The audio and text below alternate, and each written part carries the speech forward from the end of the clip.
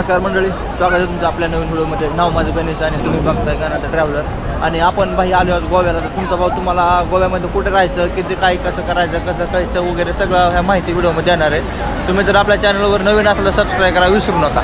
आता आपण येऊन पोहोचलो आहे, आज 3 वाजता आलो. पण ते रूम वगैरे घेतली, फ्रेश झालो आहे. आणि गोव्यामध्ये जरा आता वातावरण पावसाचं आहे, तुम्ही बघू शकता पाठीमागं जरा विशेष झाला आहे. सनसेटसाठी आलतो पण सनसेट काय बघायला भेटला नाही. तर आपण आता 2-3 दिवस गोव्यामध्ये असल्यामुळं असं काय नाही की आज बघायला भेटला नाही म्हणजे असं नाही. आता पहिलं बीचवर मस्तपैकी फिरू. इकडे तुम्ही बघू शकता माणसांनी आपापलं नियोजन केलं आहे. तर मंडळी, आपला 2 दिवस होता कोकणात मुक्काम. मग पोरं म्हणले भाई आता आपल्याला जायचं आहे गोव्याला. सगळ्यांचं नियोजन झालं होतं लई दिवसापासून भाई गोव्याला जायचं आहे. तर मग सकाळी पहाटे 4 वाजता उठून 5 वाजता गाडीला फेक हाणली. चला तर सुप्रभात मंडळी. सकाळचे 6:30 वाजलेत आणि थोड्याच वेळात सूर्योदय होईल, तुम्ही बघू शकताय. आणि आपली इथं गँग पूर्ण रेडी आहे. चलो काय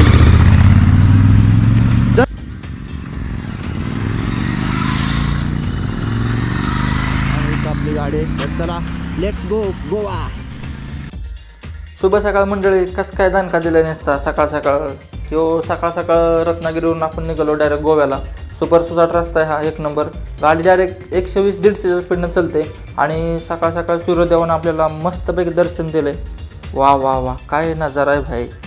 स्वर्ग इथंच आपल्याला रस्त्यानं जाताच भेटला आहे. जसं तर नियोजन आपण गोव्यालाच केलं आहे, कारण पोरांचं नियोजन होते गोव्याला जायचं. तर आपलं आता 3-4 दिवस पुढचे जे असणार आहेत ते गोव्यामध्ये असणार आहेत. आणि सकाळी गर्दी नसल्यामुळं ना अंतर पण एकदम रपारप कटत होतं आणि असे दृश्य बघायला भेटत होते, डोळ्याचं पारणं फिटत होतं. तर आपला प्रवास खूप लांब होणार आहे, त्यामुळं चला तर निघूया. साधारणतः पोरं सगळे आपले 6 जणांचं गँग होतं. प्रत्येकाची गाडी होती. साधारणतः आपल्याकडे 5 ते 6 गाड्या जेटीच्या. आणि प्रत्येक गाडीवर दोघं काही गाडीवर सिंगल आहेत. तर त्या सिंगल गाडीवर आपण बॅगा टाकल्यात. आता आपल्याला जायचं इथून सावंतवाडीला, कारण सावंतवाडीत भेटतं 1 नंबर मच्छी खायला. पण सकाळ थोडं जरा पावसानं थैमान घातलं. बाईक राईड करायचं स्वप्न मी एक बघत होतो आणि ते मी आज स्वतःच्या जीवावर स्वप्न साकार करतोय. तर आपण सगळं सूट वगैरे घेतलं आहे, आपण ग्लोव्ज पण घेतलेत, जॅकेट घेतले. त्याच्यामुळं काही जास्त भीतीचा विषय नाही. पण स्पीड तुम्ही नेऊ शकता गाडीच्या कितीपर्यंत. आपली गाडी आहे रॉयल एनफिल्डची 650 GT.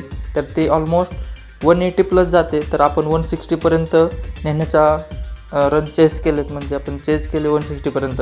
तर त्याच्यापर्यंत आपण नाही नेऊ शकत काही कारण असतं. तर आता आपण थांबणार आहे नाश्त्याला. सकाळ झाले तर तुम्ही बघू शकता आपण साईडला थांबलो आहे. आता हा जो हायवे आहे, हा हायवे मुंबईवरून गोव्याला जातो रत्नागिरी मार्गे. इथं आपलं गँग थांबले, थोडंसं बॅगे वगैरे बघू. आम्ही सकाळी साधारणतः 4 वाजता निघलो होतो गणपतीपुळेमधून. पण बाई वाटेत असा किस्सा झाला की जिथं आमचे साधारणतः 2 तास गेले.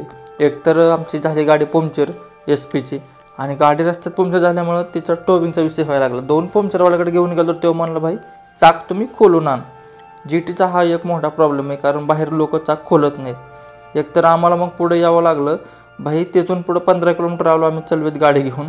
शेवटी पंक्चर काढले. तिथं आमचे 2 तास गेले. साधारणतः 8-9 वाजता आम्ही पोचलो होतो तिथं. पण गाडीच्या पंक्चरमुळं आमचा सगळा किस्सा झाला आणि सलग आमचे 2-3 तास इथं वेस्टेज गेले. तर आता चला पुढचा प्रवास सुरू झाला आहे.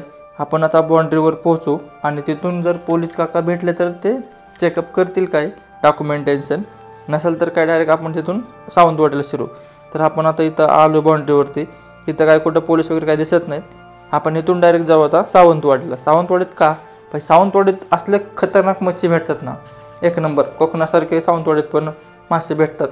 मला तिकडं जाऊन मच्छी खाऊया. आणि हा तुम्ही रोड बघताय, सुंदर आहे, 1 नंबर रस्ता आहे. साधारणतः आता 12 वाजलेले आहेत आणि थोड्याच वेळात आपण आता त्या हॉटेलवर जाऊन पोचतोय. भाई तुम्ही गोव्यात गेलो काय करणार, तर पहिलं जर तुम्हाला जाऊन रूम शोधावं लागेल. तर जाताना आपण सावंतवाडीत थांबलो. सावंतवाडीत हे हॉटेल आहे भाई, इथं 1 नंबर मच्छी भेटते. तुम्ही बघू शकताय मासे, इथं बोंबील, सुकट, तांदळाची भाकरी, 1 नंबर नियोजन झालं आहे. आणि आपल्याला तसे पण जास्तच भूक लागली होती, कारण नाश्ता आपण स्किप केला. नवीन प्रकार बघितलाय, शिंपल्याची भाजी आहे इकडं. सिंपला फ्राय असते. हे खायचा कसा, तर ह्यातलं फक्त मसाला खायचा असतोय. आम्ही अख्खा दाताखाली घेतला. शिंपल्यासोबत दात पण बाहेर आला माझा. भारतीय हवामानशास्त्राने सांगितल्याप्रमाणे गोव्यामध्ये पावसानं थैमान घातलं होतं. सावंतवाडीतून आपण जेवण करून थोडंसं पुढं गेलं कीच आपल्याला पाऊस लागतो. आम्हाला तर वाटलं की आता गोव्यात आमचा हाहाकार होतोय पावसाचा किस्सा, कारण आता आपण गोव्यात पोहोचलो. तुम्ही बघता इथं पावसाचं थैमान ओलवून झालेलं आहे. भाई ह्याच्या आधी आपले 2-3 मित्र होते, ते सांगत होते आमचे लई स्पॉट मिस झालेत, कारण गोव्यात पाऊस सुरू झाला की दिवस उघडत नाही. तुम्ही बघू शकता दोन्ही साईडनं नारळाची झाडं दिसते तुम्हाला. आपण आता गोव्यात पदार्पण केलेलं आहे. आता गोव्यात जाऊ. पहिलं आपण जाणार आहे आता इथून बीचवरती. तिथं बीच साईडवरतीच आपल्याला पहिलं तर रूम हुडकायचे. आता तुम्ही बघू शकता दोन्ही साईडनं हॉटेल दिसत आहेत तुम्हाला. इथं खूप हॉटेल आहेत, चर्च आहेत. मेन म्हणजे इथं पाहायचा विषय झाला तर तुम्हाला सगळ्या चर्च, नाईट लाईफसाठी तुम्हाला इथं पब दिसतील, बार, जिथं खूप सुंदर बीचेस आहेत, आणि मेन म्हणजे इथं जास्त चर्च आहेत, तर तिकडे जाऊ शकता. गोव्यामध्ये जर तुम्ही स्वतःची बाईक घेऊन नसेल आला, कसं फिरायचं, तर इथं त्यांच्या स्कूटी रेंटवर भेटतात. इथं तुम्हाला 4 व्हीलर पण रेंटवर भेटतील. आधार कार्ड वगैरे तिथं त्यांना द्यायचं, त्यांची काही जी फी असेल ते फी देऊन आपण किती दिवस पाहिजे तेवढे दिवस तुम्ही ते घेऊ शकता. इथं पोलीस काका लय रेटतात. मेन म्हणजे पहिला तर हेल्मेटचा विषय.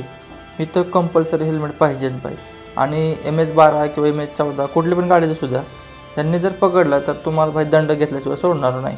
त्याच्यामुळं इथं पहिलं तर हेल्मेट फिक्स असते. आणि इथं रूम कशा घ्यायच्या, तर इथं तुम्हाला एजंट सोडकत येतील की तुम्हाला रूम पाहिजे का, तर भाई बार्गेनिंग करून आपण 1700 ते 1800 रुपये AC रूम घेतली.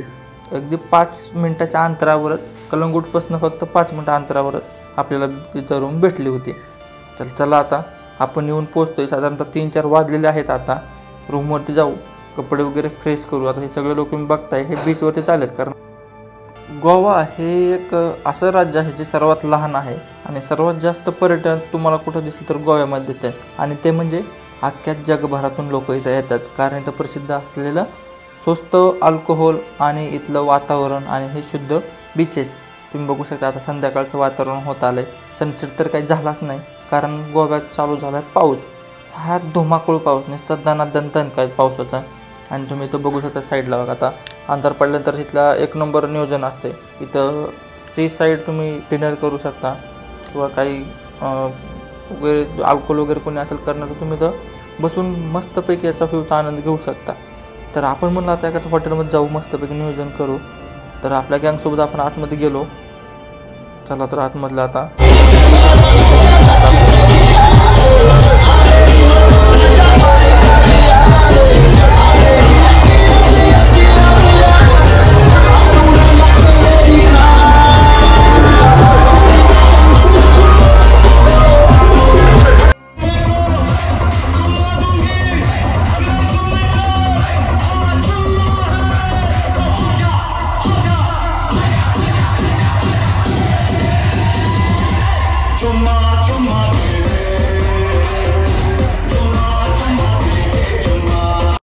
गोव्यामध्ये बऱ्यापैकी ठिकाणी मराठी पण बोलली जाते.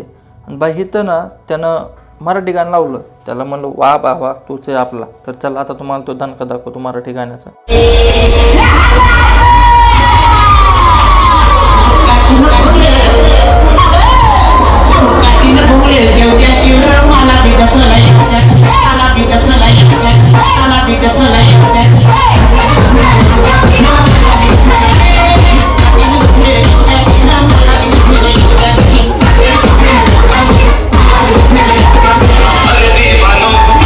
पूर्ण दिवस प्रवासात गेल्यामुळे जरा थकल्यासारखं झालं होतं. लवकरच आपण जेवण केलं आणि झोपी गेलो.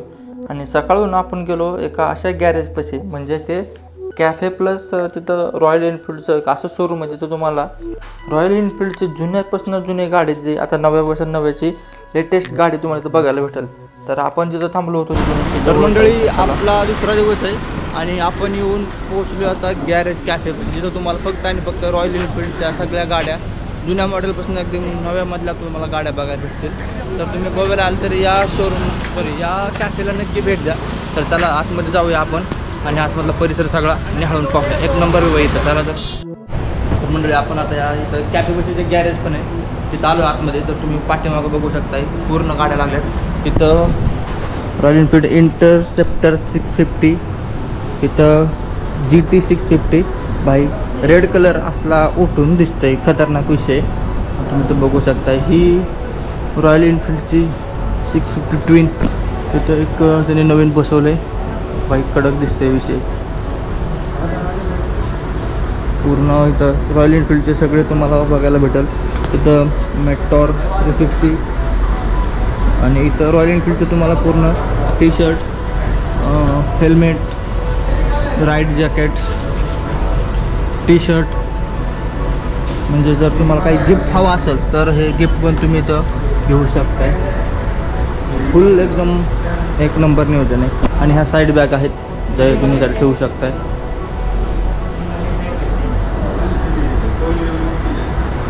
त्याचं हे सामान जे आहे हे गार्ड हे आपल्या गाडीला बसवायचे भाई. एक नंबर विषय. 1 मॅन आर्मी. इथं आपले गँग आले आता. तर मंडळी आपण आता वरती आलो आहे. वरती तुम्ही इथं बघू शकता पाठीमागं पूल टेबल आहे. विविध प्रकारचे तुम्हाला गेम ॲक्टिव्हिटी करण्यासाठी वेळ भेटेल. तर शूटर आपला रेडी ढॅन्ट्या डॅन. आणि पहिली GT 250 का 50 फुल काय ना 35 कुठली 353 जुनी नाही सगळ्यात पहिली एक सायलेन्सर आहे.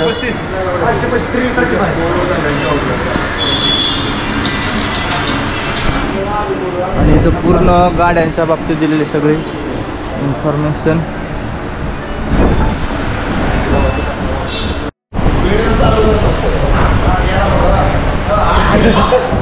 अरे बाळा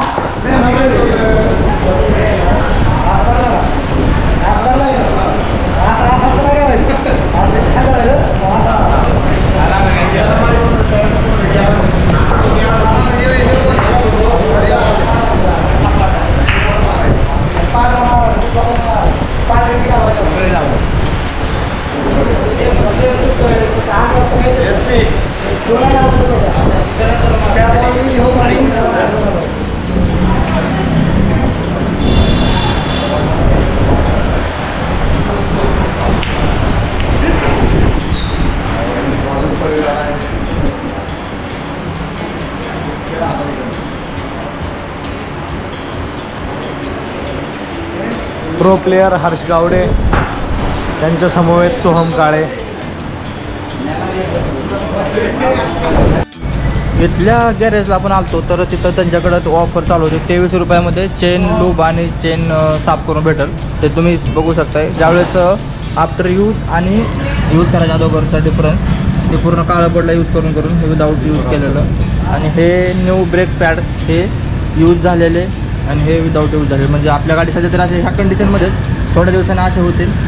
हे काय हे यूज क्रॉप ऑइल आपण ज्यावेळेस नवीन टाकतो त्यावेळेस असं असते आणि यूज झाल्यानंतर असं असते. हे न्यू ब्रेक फ्लूइड हे ब्रेकचं ऑइल आहे. हे इंजिनचं हे आपला एअर फिल्टर हे यूज्ड ऑइल फिल्टर. आणि इथं गाड्या आता ही आपल्या वैभवची गाडी आहे तिचं थोडंसं प्रॉब्लेम झालं. आपला पहिला दिवस इथं संपत आहे.